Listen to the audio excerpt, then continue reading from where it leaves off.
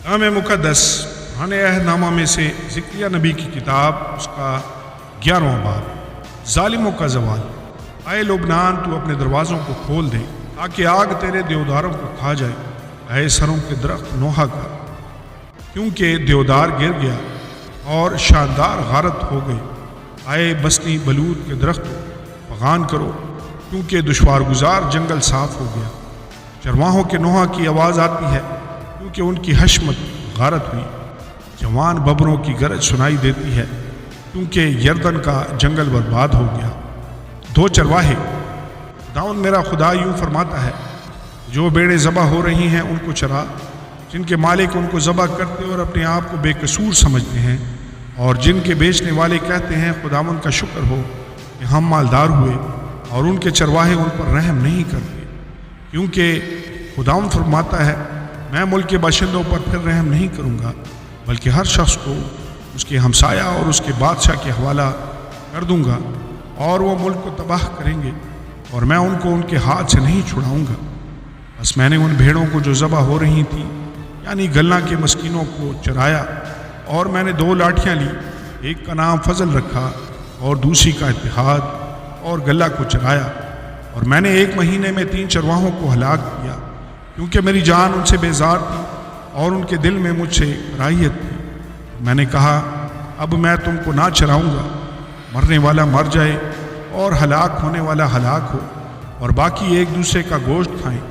अब मैंने फजल नामी लाठी को लिया और उसे काट डाला कि अपने अहद को जो मैंने सब लोगों से बांधा था मनसूख करूँ, और वो उसी दिन मनसूख हो गया। तब गल्ला के मस्कीनों ने जो मेरी आवाज़ सुनते थे मालूम किया ये खुदावंद का कलाम है। और मैंने उनसे कहा कि अगर तुम्हारी नज़र में ठीक हो तो मेरी मजदूरी मुझे दो, नहीं तो मत दो। और उन्होंने मेरी मजदूरी के लिए 30 रुपये तोल कर दिए।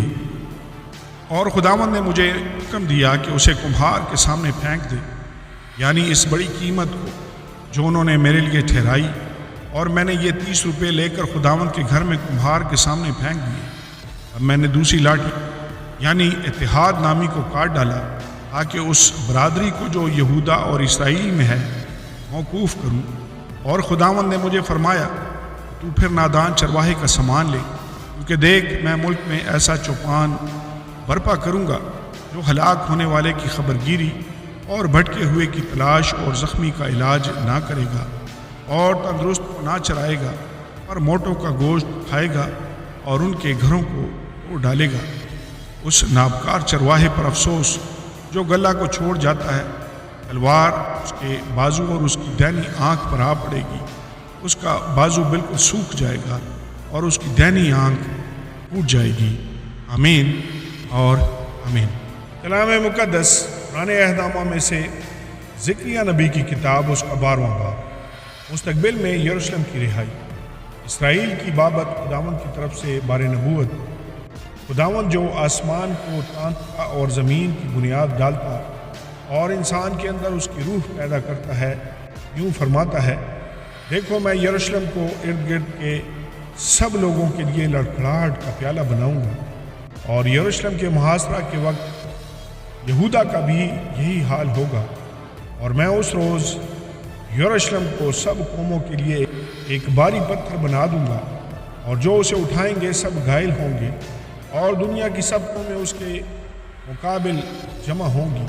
खुदावंद फरमाता है, मैं उस रोज़ हर घोड़े को हैरतज़दा और उसके सवार को दीवाना कर दूंगा, लेकिन यहूदा के घराने पर निगाह रखूँगा और कौमों के सब घोड़ों को अंधा कर दूंगा। अब यहूदा के फरमान रवा दिल में कहेंगे कि यरूशलेम के बाशिंदे अपने रब्बुल अफ़वाज के सबब से हमारी बनाई हैं।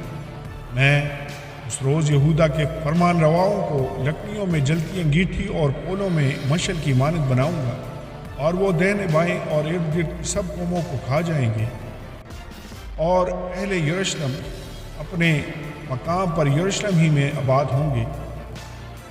और खुदावंद यहूदा के खैमों को पहले रिहाई बख्शेगा, ताकि दाऊद का घराना और यरूशलेम के बाशिंदे यहूदा के ख़िलाफ़ फख्र ना करें। उस रोज़ खुदावंद यरूशलेम के बाशिंदों की हिमायत करेगा, और उनमें का सबसे कमज़ोर اس روز داؤد کی مانند ہوگا، اور داؤد کا گھرانہ خدا کی مانند یعنی خدا کے فرشتہ کی مانند جو ان کے آگے آگے چلتا ہو۔ اور میں اس روز یروشلم کی سب مخالف قوموں کی ہلاکت کا قصد کروں گا، اور میں داؤد کے گھرانے اور یروشلم کے باشندوں پر فضل اور مناجات کی روح نازل کروں گا، اور وہ اس پر جس کو انہوں نے چھیدا ہے نظر کریں گے اور اس کے لیے ماتم کریں گے جیسا کوئی اپنے اکلوتے کے لیے کرتا ہے، اور اس کے لیے تلخ کام ہوں گے جیسے کوئی اپنے پہلوٹے کے لیے ہوتا ہے۔ اور اس روز یروشلم میں بڑا ماتم ہوگا، اور حدرمون کے ماتم کی مانند جو مجدون کی وادی میں ہوا، اور تمام ملک ماتم کرے گا، ہر ایک گھرانہ الگ، داؤد کا گھرانہ الگ اور ان کی بیویاں الگ، ناتن کا گھرانہ الگ اور ان کی بیویاں الگ، لاوی کا گھرانہ الگ اور ان کی بیویاں الگ، سمئی کا گھرانہ الگ اور ان کی بیویاں الگ، باقی سب گھرانے الگ الگ اور ان کی بیویاں الگ الگ۔ آمین اور آمین۔ کلام مقدس پرانے عہد نامہ میں سے زکریا نبی کی کتاب، اس کا 13واں باب۔ اس روز گناہ اور ناپاکی دھونے کو داؤد کے گھرانے اور یروشلم کے باشندوں کے لیے ایک سوتا پھوٹ نکلے گا، اور رب الافواج فرماتا ہے میں اس روز ملک سے بتوں کا نام مٹا دوں گا اور ان کو پھر کوئی یاد نہ کرے گا، اور میں نبیوں کو اور ناپاک روح کو ملک سے خارج کر دوں گا، اور جب کوئی نبوت کرے گا تو اس کے ماں باپ جن سے وہ پیدا ہوا اس سے کہیں گے تو زندہ نہ رہے گا کیونکہ تو خداوند کا نام لے کر جھوٹ بولتا ہے، اور جب وہ نبوت کرے گا تو اس کے ماں باپ جن سے وہ پیدا ہوا اسے چھید ڈالیں گے، اور اس روز نبیوں میں سے ہر ایک نبوت کرتے وقت اپنی رویا سے شرمندہ ہوگا، اور کبھی فریب دینے کو پشمین چادر نہ اوڑھیں گے، بلکہ ہر ایک کہے گا کہ میں نبی نہیں کسان ہوں، کیونکہ میں لڑک پن ہی سے غلام رہا ہوں۔ اور جب کوئی ان سے پوچھے گا کہ تیری چھاتی پر یہ زخم کیسے ہیں، وہ جواب دے گا یہ وہ زخم ہے جو میرے دوستوں کے گھر میں لگے، خدا کے چرواہے کو قتل کرنے کا حکم۔ رب الافواج فرماتا ہے اے تلوار تو میرے چرواہے یعنی اس انسان پر جو میرا رفیق ہے بیدار ہو، چرواہے کو مار گلہ پراگندہ ہو جائے، اور میں چھوٹوں پر ہاتھ چلاؤں گا۔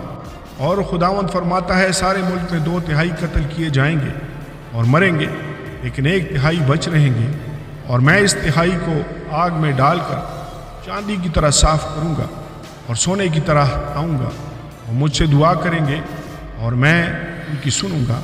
میں کہوں گا یہ میرے لوگ ہیں، وہ کہیں گے خداوند ہی ہمارا خدا ہے۔ آمین اور آمین۔ کلام مقدس پرانے عہد نامہ میں سے زکریا نبی کی کتاب، اس کا 14واں اور آخری باب۔ یروشلم اور دوسری قومیں۔ دیکھ خداوند کا دن آتا ہے جب تیرا مال لوٹ کر تیرے اندر بانٹا جائے گا، کیونکہ میں سب قوموں کو فراہم کروں گا کہ یروشلم سے جنگ کریں، اور شہر سے لے لیا جائے گا، اور گھر لوٹے جائیں گے اور عورتیں بے حرمت کی جائیں گی، اور آدھا شہر اسیری میں جائے گا لیکن باقی لوگ شہر ہی میں رہیں گے۔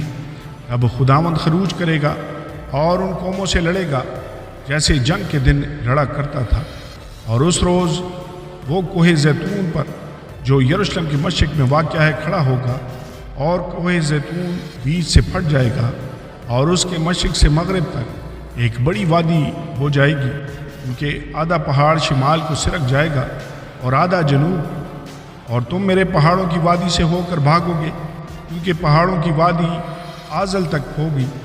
جس طرح تم شاہی یہودا عزیہ کے ایام میں زلزلہ سے بھاگے تھے، اسی طرح بھاگو گے، کیونکہ خداوند میرا خدا آئے گا اور سب قدسی تیرے ساتھ۔ اور اس روز روشنی نہ ہوگی اور اجرام فلک چھپ جائیں گے، اور ایک دن ایسا آئے گا جو خداوند ہی کو معلوم ہے، وہ نہ دن ہوگا نہ رات، لیکن شام کے وقت روشنی ہوگی۔ اور اس روز یروشلم سے آب حیات جاری ہوگا، جس کا آدھا بحر مشرق کی طرف بہے گا اور آدھا بحر مغرب کی طرف، گرمی سردی میں جاری رہے گا، اور خداوند ساری دنیا کا بادشاہ ہوگا۔ اس روز ایک ہی خداوند ہوگا اور اس کا نام واحد ہوگا، اور یروشلم کے جنوب میں تمام ملک جبہ سے رمون تک میدان کی مانند ہو جائے گا، پر یروشلم بلند ہوگا اور بنیامین کے پھاٹک سے پہلے پھاٹک کے مقام یعنی کونے کے پھاٹک تک اور حنانیل کے برج سے بادشاہ کے انگوری حوضوں تک اپنے مقام پر آباد ہوگا، اور لوگ اس میں سکونت کریں گے، اور پھر لعنت مطلق نہ ہوگی، بلکہ یروشلم امن و امان سے آباد رہے گا۔ اور خداوند یروشلم سے جنگ کرنے والی سب قوموں پر یہ عذاب نازل کرے گا کہ کھڑے کھڑے ان کا گوشت سوکھ جائے گا، اور ان کی آنکھیں چشم خانوں میں گل جائیں گی، اور ان کی زبان ان کے منہ میں سڑ جائے گی۔ اور اس روز خداوند کی طرف سے ان کے درمیان بڑی ہلچل ہوگی، اور ایک دوسرے کا ہاتھ پکڑیں گے اور ایک دوسرے کے خلاف ہاتھ اٹھائے گا، اور یہودا بھی یروشلم کے پاس لڑے گا، اور ارد گرد کی سب قوموں کا مال یعنی سونا چاندی اور لباس بڑی کثرت سے فراہم کیا جائے گا، اور گھوڑوں، خچروں، اونٹوں، گدھوں اور سب حیوانوں پر بھی جو ان لشکرگاہوں میں ہوں گے وہی عذاب نازل ہوگا۔ اور یروشلم سے لڑنے والی قوموں میں سے جو بچ رہیں گے سال بسال بادشاہ رب الافواج کو سجدہ کرنے اور عید خیام منانے کو آئیں گے، اور دنیا کے ان تمام قبائل پر جو بادشاہ رب الافواج کے حضور سجدہ کرنے کو یروشلم میں نہ آئیں گے می نہ برسے گا۔ اور اگر قبائل مصر جس پر بارش نہیں ہوتی نہ آئیں تو ان پر وہی عذاب نازل ہوگا جس کو خداوند ان غیر قوموں پر نازل کرے گا جو عید خیام منانے کو نہ آئیں گی۔ اہل مصر اور ان سب قوموں کی جو عید خیام منانے کو نہ جائیں یہی سزا ہوگی۔ اس روز گھوڑوں کی گھنٹیوں پر مرکوم ہوگا، خداوند کے لیے مقدس، اور خداوند کے گھر کی دیگیں مذبح کے پیالوں کی مانند مقدس ہوں گی، بلکہ یروشلم اور یہودا میں یہ سب دیگیں رب الافواج کے لیے مقدس ہوں گی، اور سب ذبیحے گزراننے والے آئیں گے اور ان کو لے کر ان میں پکائیں گے، اور اس روز پھر کوئی کنانی رب الافواج کے گھر میں نہ ہوگا۔ آمین اور آمین۔